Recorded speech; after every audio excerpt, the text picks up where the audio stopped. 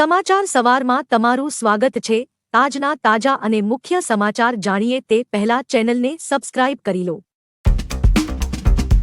Tourism ક્ષેત્રે દેશમાં Gujarat અવ્વલ। હોટેલિમેટ state ranking સર્વે રિપોર્ટની 7મી આવૃત્તિમાં tourism ક્ષેત્રે સમગ્ર દેશમાં ગુજરાતે સર્વોચ્ચ સિદ્ધિ પુરસ્કાર મેળવ્યો છે। World travel and tourism council Indian initiative દ્વારા ગુજરાતને આ એવોર્ડ મળ્યો છે। આ એવોર્ડ શ્રેષ્ઠ ટુરિઝમ માટે અપાયો છે। ગુજરાતે ગોવા અને મહારાષ્ટ્રને પાછળ છોડ્યા હતા, તેથી ગુજરાતને પહેલું સ્થાન મળ્યું છે। 2019માં ગુજરાત આ યાદીમાં 7મા સ્થાને હતું। કચ્છ અને પોરબંદરમાં હીટ વેવની શક્યતાને પગલે અપાયું યલો એલર્ટ। સૌરાષ્ટ્રના દરિયાકાંઠે ફૂંકાઈ શકે છે ગરમ પવનો। ગુજરાતમાં આકરી ગરમીની શરૂઆત થઈ રહી છે। છેલ્લા કેટલાક દિવસથી મહત્તમ અને લઘુત્તમ તાપમાનમાં વધારો થતા બપોરે આકરી ગરમી અનુભવાઈ રહી છે, જ્યારે રાત્રે પણ ગરમીનો અનુભવ થઈ રહ્યો છે। તેવામાં હવામાન વિભાગે આગાહી કરી છે કે સૌરાષ્ટ્ર અને કચ્છના દરિયાઈ વિસ્તારમાં ગરમ પવનો ફૂંકાઈ શકે છે। કચ્છ અને પોરબંદરમાં હીટવેવની શક્યતા જણાઈ રહી હોવાથી આ બંને જિલ્લાઓમાં યલો એલર્ટ જાહેર કરવામાં આવ્યું છે। ગુજરાતમાં 26માંથી કોંગ્રેસ 12 સીટ જીતી રહી છે। કોંગ્રેસના નેતા અમિત ચાવડાએ આજે કહ્યું હતું કે કોંગ્રેસ સત્તામાં આવી રહી છે અને ગુજરાતમાં 26માંથી કોંગ્રેસ 12 સીટ જીતી રહી છે। જો કે કોંગ્રેસના ઘણા ઉમેદવાર હજુ જાહેર કરવાના બાકી છે। બીજી તરફ ભાજપે 26 સીટો 5 લાખ કરતાં વધુ મતથી જીતવાનું લક્ષ્ય રાખ્યું છે। છેલ્લી 2 લોકસભા ચૂંટણીમાં ગુજરાતમાં ભાજપે 26માંથી 26 બેઠકો જીતી છે। તો કોંગ્રેસ નેતાના આ નિવેદન અંગે તમે શું કહેશો? કમેન્ટ કરી જણાવો।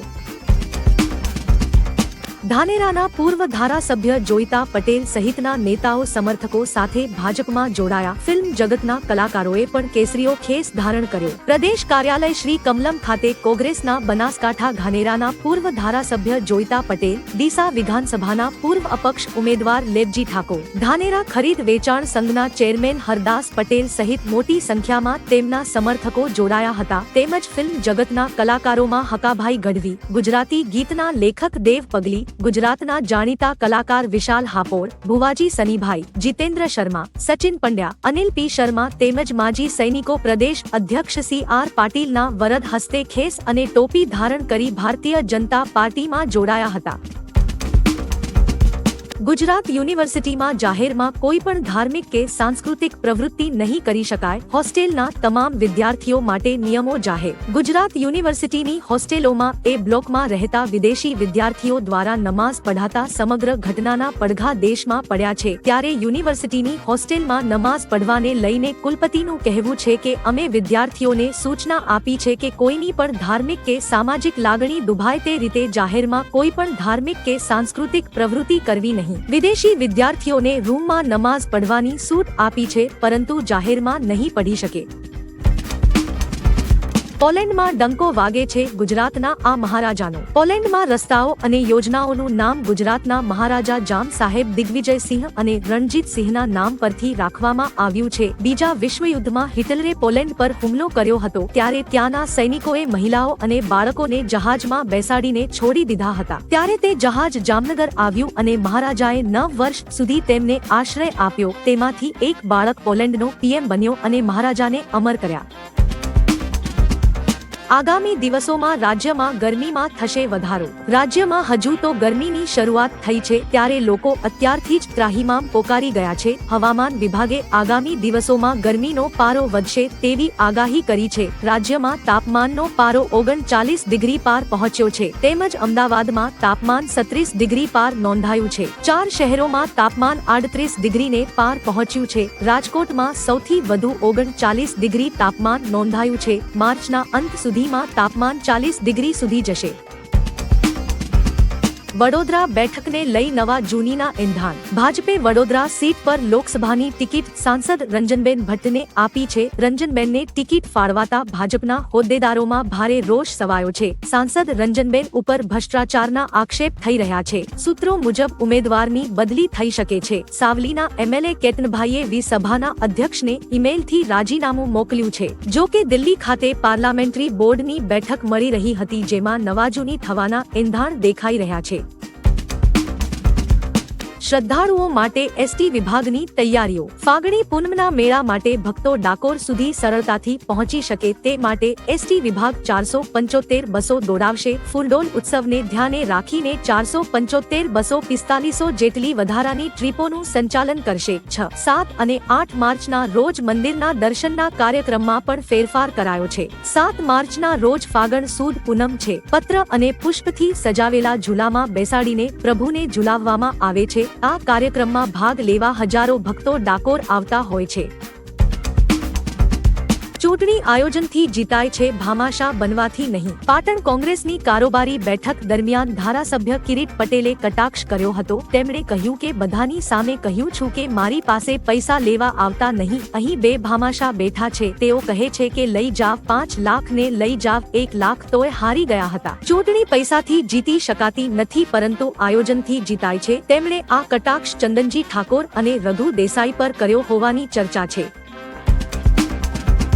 મુસ્લિમ પક્ષને ઝટકો। મથુરા કૃષ્ણ જન્મભૂમિ વિવાદમાં સુપ્રીમ કોર્ટે મુસ્લિમ પક્ષની અરજી નકારી કાઢી છે। મસ્જિદ સમિતિએ અલ્હાબાદ હાઈકોર્ટના એ આદેશને પડકાર્યો હતો, જેમાં હાઈકોર્ટે 15 કેસની એકસાથે સુનાવણીનો નિર્ણય કર્યો હતો। હાઈકોર્ટે કહ્યું, આ તમામ કેસ એક પ્રકારના છે, જેમાં એક પ્રકારના પુરાવાના આધારે નિર્ણય લેવાનો છે, જેથી કોર્ટનો સમય બચાવવા આ કેસોની સુનાવણી એકસાથે થવી જોઈએ। હાઈકોર્ટના નિર્ણયને મુસ્લિમ પક્ષે સુપ્રીમ કોર્ટમાં પડકાર્યો હતો, જેમાં તેને નિરાશા હાથ લાગી છે।